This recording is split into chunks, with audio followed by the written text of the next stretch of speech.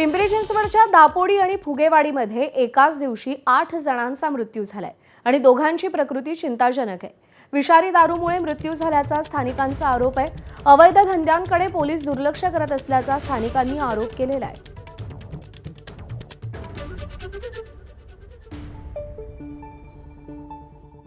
त्या ठिकाणी दापोडी फुगेवाडी या ठिकाणी हे अशा प्रकारची जी काही अवैध दारू विक्री होते, ती अवैध दारू विक्री होतेच कशी काय, मुळात का ह्याच्यावर त्यांच्यावर कारवाई होत नाही आणि पोलीस एवढं गाफील कसं राहतात।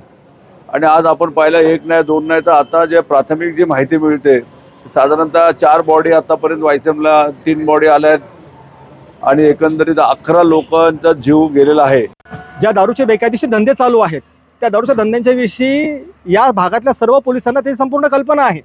असं असताना देखील त्या दारूंच्या धंद्यावरती कुठल्याही स्वरूपाची कारवाई होत नाहीये आणि त्या कारवाई न झाल्यामुळं राजरोसपणे त्या ठिकाणी ती दारू विकल्या जाते आणि अशा परिस्थितीतून हे मृत्यू उद्भवलेले आहेत असं मला स्पष्टपणे सांगायचं आहे। अशा प्रकारे कोणत्याही प्रकरणामध्ये दारू प्राशन करून किंवा विषारी दारू मृत्यू झाला आहे यासंबंधी कोणत्याही प्रकारची थेट किंवा कोणत्याही प्रकारचा जबाब आमच्यासमोर आलेला नाही आहे। वेगवेगळ्या घटना आहेत, वेगवेगळ्या घटनेमध्ये नातेवाईकडून आलेले वेगवेगळे कारण आहेत।